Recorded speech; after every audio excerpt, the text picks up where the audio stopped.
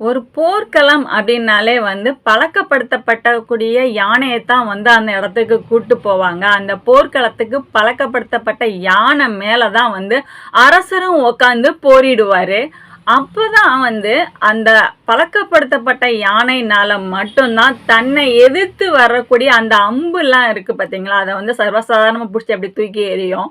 அதாவது அரசர் மேலேயும் அந்த அம்பு படக்கூடாது. தான் மேலேயும் அந்த அம்பு படக்கூடாது. ஸோ அதனால சும்மா சர்வசாதாரணமா அதெல்லாம் நம்ம புடிச்சு தூக்கி எறியும். அதெல்லாம் நம்ம பழைய காலத்து படத்துலலாம் பார்த்துருப்போம்.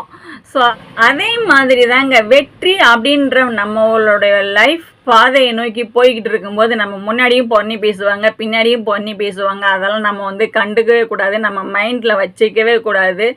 யானை எப்படி அந்த போர் முனையில் அம்பை தூக்கி எரிஞ்சிட்டு அது பாட்டுக்கு போயிட்டே இருந்துச்சு. அந்த மாதிரி அதெல்லாம் தூக்கி எரிஞ்சிட்டு நம்ம பாட்டுக்கு நம்ம வாழ்க்கை பாதையில் போயிட்டே இருந்தால் தான் நம்ம லைஃப்பில் நம்ம சக்ஸஸ் ஆக முடியும். ஸோ கண்டிப்பாக இதை நீங்களும் ஃபாலோ பண்ணுங்கள்.